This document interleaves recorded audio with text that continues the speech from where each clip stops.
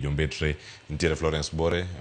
migeno dhi e piny Namibia kadipono puodhe kaachiel koda kama timore kar jot ma jatend piny Kenya gi sani. Winjo kanyo ili wache ni mana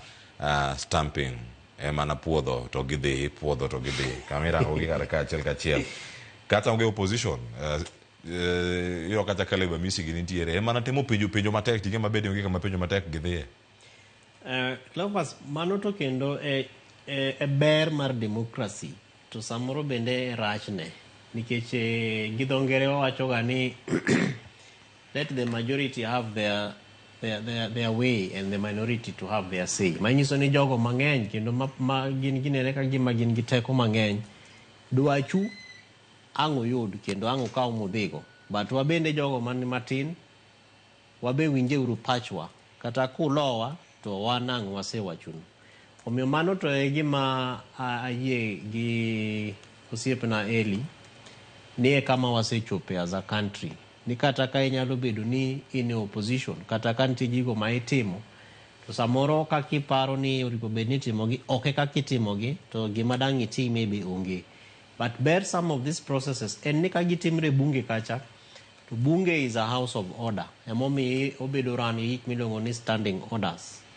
ma gimiwacho bedo recorded tool miluongo ni Hansard, kendo clerks hakikisha ni ka session mar bunge pok ochako to en ni speakers go nyaka bed ni tiyo, to en gima timre makata kogol bunge ni kama gidhi godo kata i Narok town Masai Mara ni pap ni bunge koro dhi puodho jogi te kacha to Hansard no nyaka bedie nikech en gima o record kendo is part of the order of the house ni gimoro amora miwacho nyaka bed recorded. Omiyo en gima inyalo tigodo kata mana kiny ma ipenj ni to in niwache ang'o e wachno to inyalo play back the Hansard miwach ni magi gima gik mawacho to nikech ni miwa clip matin kacha winjo binye kaka gipenjo mabeyo ni to kani appear a house miwacho ni you made a story, does that qualify to be a publication? Omiyo mago bende gin penjo mabeyo ma jogo ma ipuodho ma samoro e kia kaka koro Mheshimiwa Florence Bore ka oketo gi I assume ni openjo Mheshimiwa Martha nopenjo, Wangari nopenjo nikech gigo okete CV mare to mago gin somo bende mamiyo wang'eyo godo ni to ang'o gini moripo bed ni ng'atno makwayo puoth mar mondo bed ambassador kata bed jambetre piny oripo bed notimo nang'o. However, gima duong' kabisa maparo ni aber ka jobunge wa bende penjowa kendo awinjo bende kipenjowa ni what are some of your achievements, ang'o gini manitimo ka in waziri mar weche mag tich kata labor. Omedware ni sama watimo kama to jo Kenya oripo bed alert nikech e bunge kacha inyalo oro gimiluongo ni petition ka nitie nying kata ka samoro Kevin Osido oket kanyo ni do kete PS kata mar devolution kata ambassador moro e piny mon to nitie weche moko ma gigo ma ok beyo mosetimo ndik barua mondo chop ne wabunge kacha ka bende nitie gigo mabeyo ma bende osetimo bende ketgi kanyo mar mondo med ang'ono credit nikech kaka Eli wacho Kenya is a global leader, is a global hub kendo dware ni jogo miore pinje ma oko bende gin jogo ma are not just political, gin jogo ma bende carry the sovereignty of the people of Kenya magidhi godo kacha makichopo kacha to bende miyo jo Kenya teko kendo jo pinye kamidhiecha kata kichung kiloso to gineno ni ma is a good representative, en jambetri malong'o mar jo Kenya moloyo kaka moko mabe ne waneno makata kilongo ni what is GDP to kia kori dwa dhi wacho nadi ne jo Congo kata ne jo Brazil kata ne jo another country ni competitive advantage ma Kenya biro go nikech king'iyo kaka koro ma jombetri ma Rais William Ruto romo godo kacha ewa wacho akan samoro koro mbaka marom nadi maka gisetieko mosre to sama gidhi go picha kacha cha en mbaka machal nadi madang bed ni gigoyo